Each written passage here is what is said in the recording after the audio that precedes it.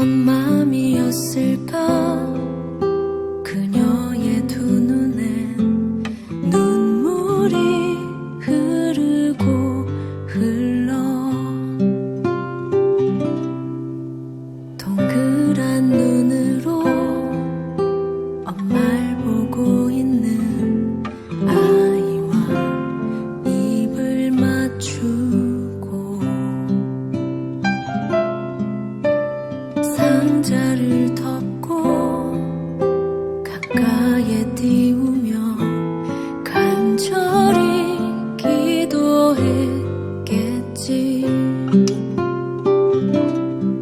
정처없이 강물에 흔들흔들 흘러내려가는 그 상자를 보며 눈을 감아도 보이는 아이와 눈을 맞추며 주저앉아 눈물을 흘렸겠지. 너의 삶의 창조인, 너의 참 부모이신 하나님 그 손에 너의 삶을 맡긴다. 너의 삶의 창조인, 너를 이끄시는 주 하나님 그 손에 너의 삶을 드린다.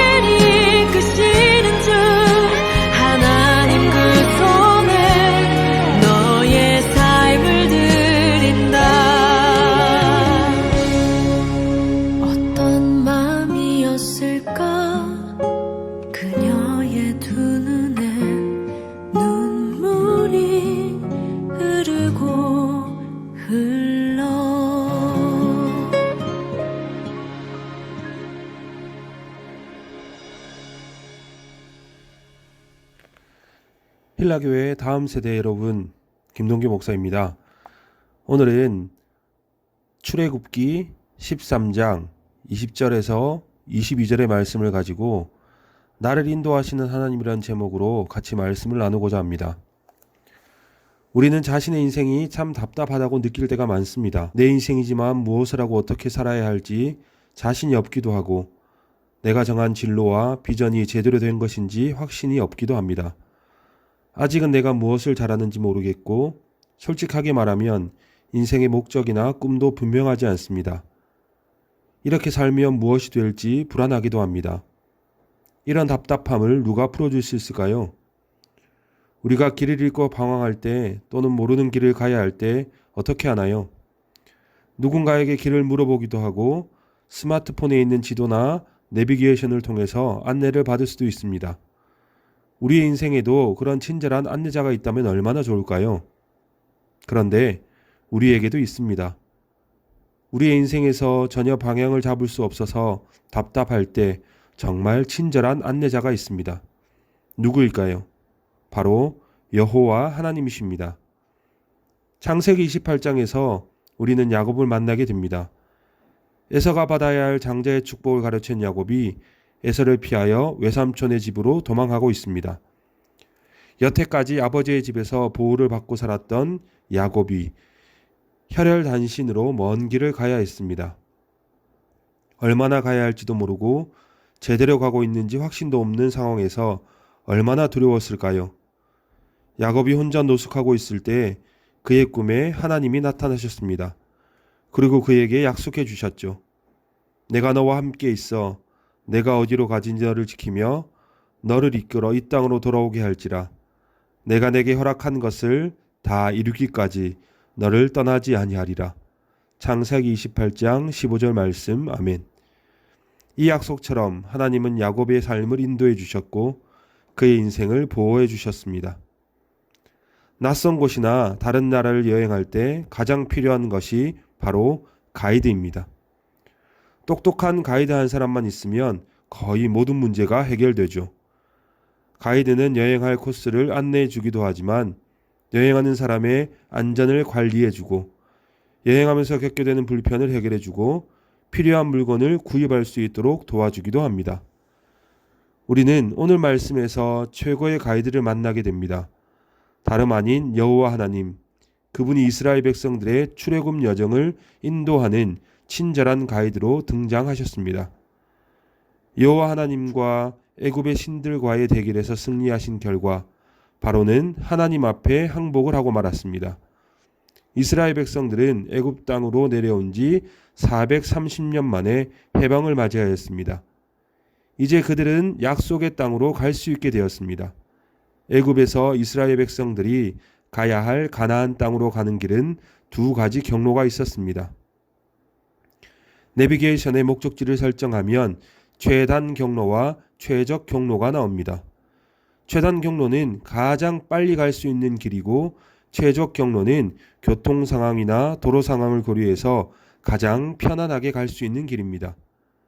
애굽에서 가나안 땅으로 가는 최단 경로는 지중해 해안을 서쪽에 두고 북상하는 길입니다. 그런데 하나님은 이 최단 경로로 이스라엘 백성들을 인도하지 않으십니다. 대신 시나이 반도를 거쳐 돌아가는 광야길로 인도하십니다. 이 길이 최적 경로는 아니지만 그래도 안전한 길이었기 때문입니다. 지중해 해안길의 중간에는 블레셋 족속이 사는 지역이 있습니다. 블레셋 사람들은 이스라엘 백성들이 자기들의 영토를 통과하는 것을 용납하지 않을 것입니다. 오히려 그들은 이스라엘 백성들과 전쟁을 하자고 덤벼들 것입니다. 만일 이 길에서 전쟁을 치르게 된다면 이스라엘 백성들은 다시 애굽에 항복하고 돌아갈 것이 뻔했습니다. 따라서 하나님은 그 빠른 길을 포기하셨습니다.